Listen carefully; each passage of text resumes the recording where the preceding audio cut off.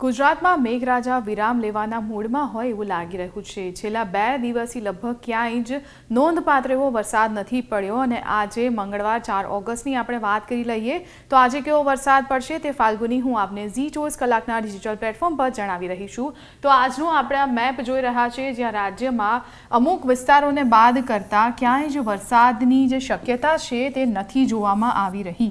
આપણે દક્ષિણ ગુજરાતથી શરૂઆત કરીએ। સુરત, નવસારી, વલસાડ, ડાંગનો આજે પટ્ટો છે ત્યાં વરસાદ જોવા મળી શકે છે કારણ કે આ મહારાષ્ટ્રનો આસપાસનો વિસ્તાર છે ત્યાં વરસાદી સિસ્ટમ સક્રિય હોય તેવી શક્યતા છે અને તેની જ અસર હેઠળ અહીં વરસાદ પડી રહ્યો છે। અને બાકી સૌરાષ્ટ્રના કેટલાક વિસ્તારો જે છે ઉના છે, દરિયાકાંઠાનું જે છે જૂનાગઢ છે, દ્વારકા છે ત્યાં વરસાદ પડી રહ્યો છે। બાકી આપણને આખા ગુજરાતમાં લગભગ ક્યાંય વરસાદ નથી જોવા મળી રહ્યો। એટલે કે છેલ્લા 2 થી 3 દિવસથી આવી જ સ્થિતિ જોવા મળી રહી છે।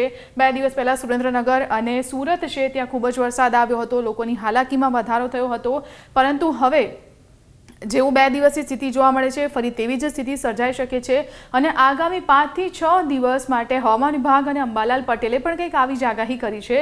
એટલે કે આજે આપણે ગુજરાતનો મેપ જોઈ રહ્યા છે એ આગામી 5 થી 6 દિવસ માટે આવો જ રહી શકે છે। આપણે જો હવામાન વિભાગની વાત કરીએ તો આગામી લગભગ 7 દિવસ માટે હળવાથી મધ્યમ વરસાદની આગાહી આપવામાં આવી છે।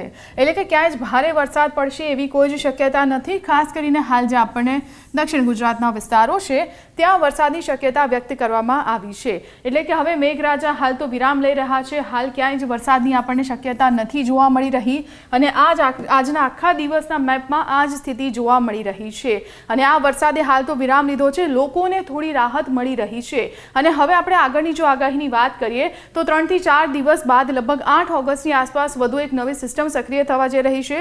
એટલે કે 8 થી 12 ઓગસ્ટની વચ્ચે ખૂબ જ સારા વરસાદની આગાહી કરવામાં આવી છે।